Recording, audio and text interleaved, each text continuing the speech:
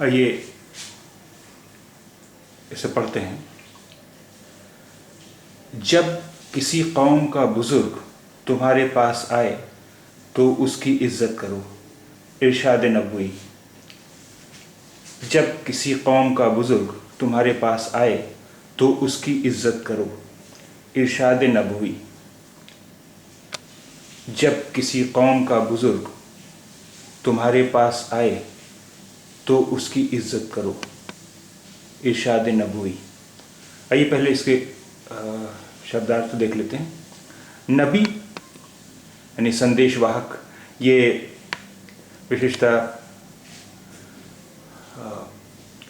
पैगंबरों के लिए ये इस्तेमाल होता है नबी शब्द। जैसे ईसा, हज़रत ईसा, हज़रत मूसा और मोहम्मद साहब, ये उस सेंस में इस्तेमाल होता है। उस संदेशवाहक उस सेंस में है, यानी ईश्वर का संदेश लाने वाले।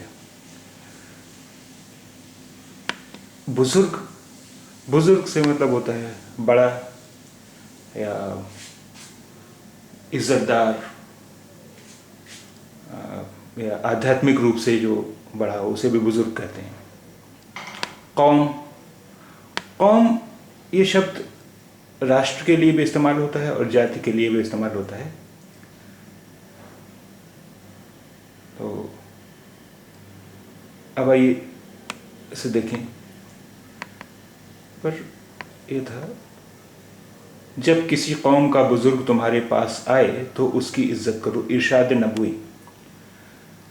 इरशाद नबवी से मतलब है कि कथन। नबवी यानी नबी का कथन, यानी यहाँ नबी किसी और प्रॉफिट से मतलब नहीं है, मोहम्मद साहब से मतलब है यहाँ पे, यानी मोहम्मद साहब का कथन। यहाँ नबी शब्द, नबवी जो इस्तेमाल हुआ है, ये मोहम्मद साहब के लिए इस्तेमाल किया गया है। इरशाद नबवी यानी मोहम्मद साहब का कथन। इरशाद यानी कहना, और प्रवचन के लिए भी इस्तेमाल होता है इरशाद।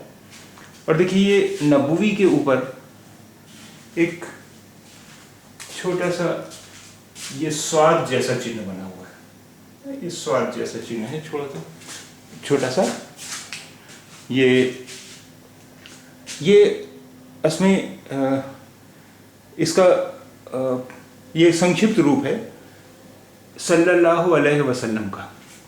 सल्लल्लाहु अलैहि वसल्लम का संक्षिप्त रूप है। जहाँ भी आप ये देखें बना हुआ चिन्ह, इसका मतलब है सल्लल्लाहु अलैहि वसल्लम।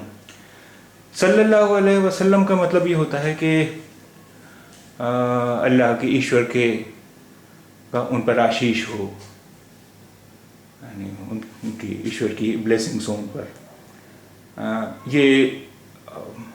ये सल्लल्लाहु अलैहि वसल्लम ये मोहम्मद साहब के लिए ही इस्तेमाल होता है। तो एक बार फिर इस सेटिंग को पढ़ लेते हैं, इस सेंटेंस को पढ़ लेते हैं। जब किसी कौम का बुजुर्ग तुम्हारे पास आए तो उसकी इज्जत करो। यानी किसी भी दूसरे संप्रदाय का, किसी भी दूसरे धर्म का जब कोई बुजुर्ग तुम्हारे पास आए तो उसकी इज्जत करो। ये मोहम्मद साहब ने का कथन है।